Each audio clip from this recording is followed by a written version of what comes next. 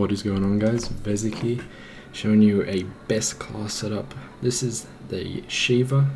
I think I'm pronouncing it right, but it's called the Sheiva. This is going to be, I think, episode 1 for Black Ops 3, or first best class setup.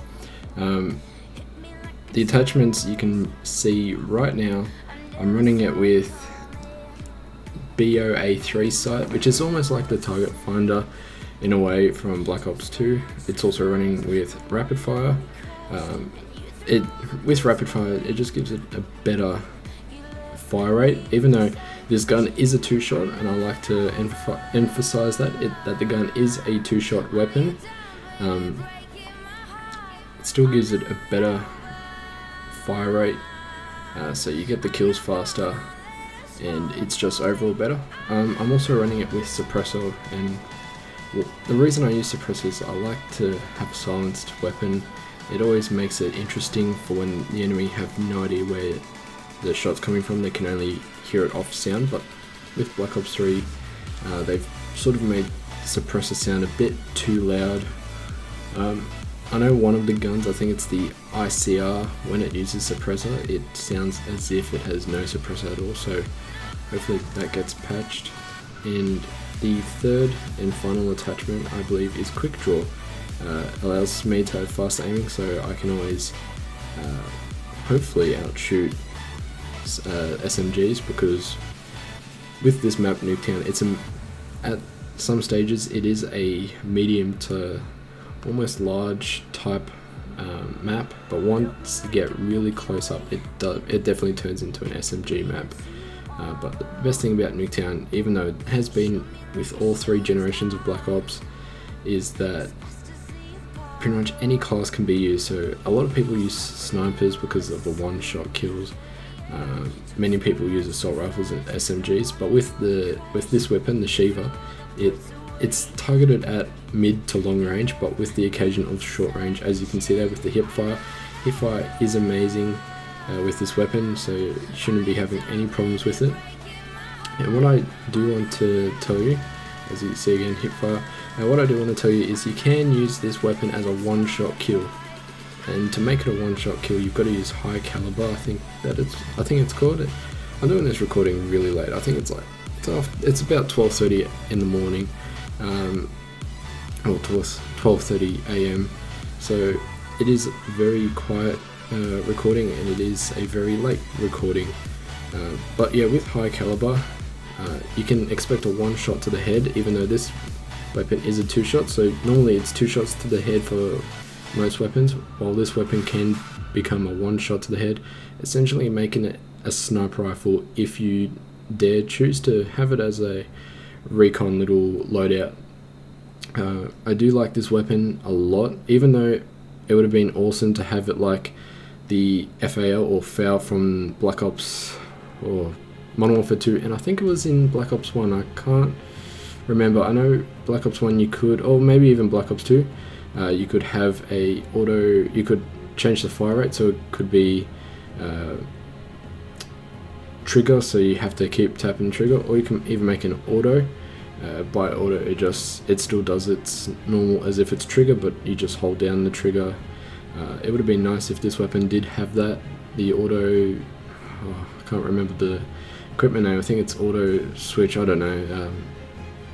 It just changes the fire rate. That would have been nice. As you can see, I'm having a little battle with the sniper, and I can outshoot the sniper because with this sight, I do like this sight and the ELO sight, I think it is. But with this sight, it pretty much tells you, it's, as I said, it's the target finder, where it does come up red. It does help with the assist. If you're not that great with getting the kills, you can use this sight pretty much on any weapon, and it will help you lock on. It does also help when snipers are up in that little room, because when they hide around the corner, it still glows red. So you can essentially you could essentially know where they are hiding, and you can shoot through the wall. And if you do choose FMJ, then you have more bullet damage. But as I said, the class setup I've got on now works very well for me. And if you do choose to have the setup, let me know how it is in the description, or not description, in the comments below. And I'll get on to the kill streaks. I am using UAV, counter UAV, and lightning strike. And the reason I have those kill streaks on is it's fast. Like, I'm always getting them. UAV definitely helps. Like, this kill streak setup definitely helps with the team.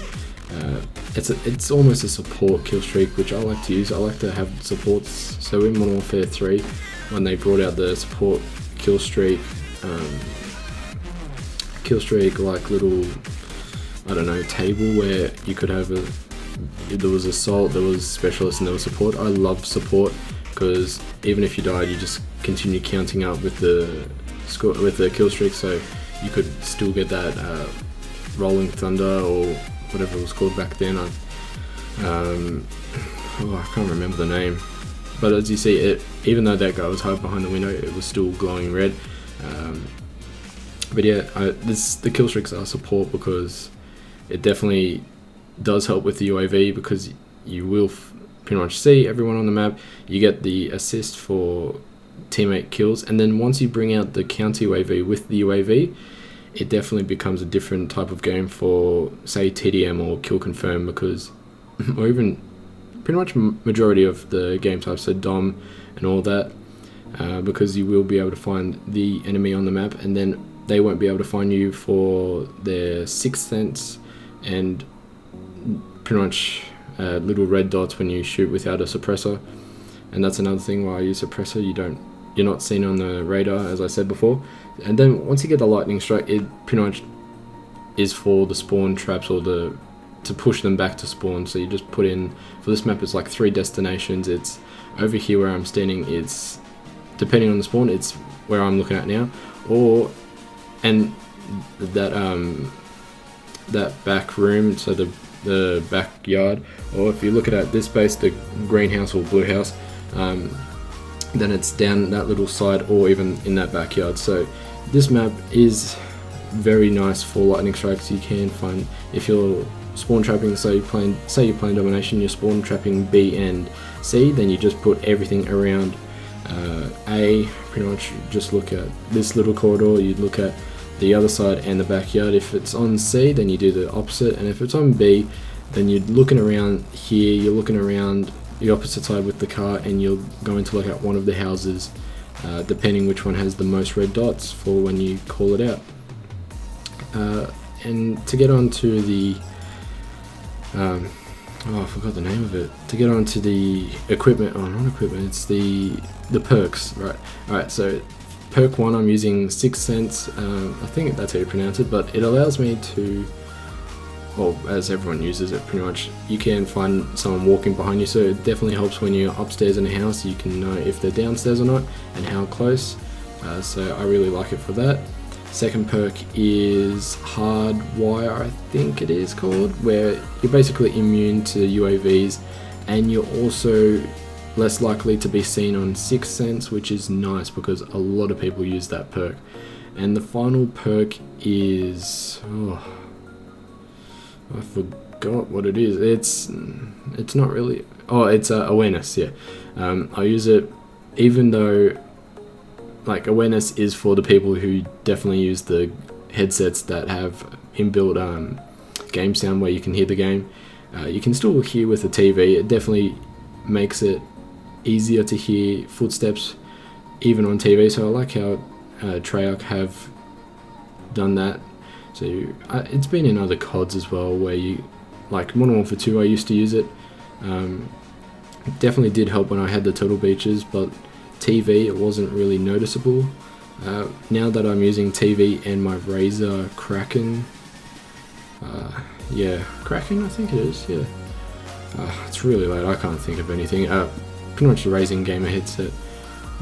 It definitely does help with that. I can definitely hear footsteps from maybe 10 meters away.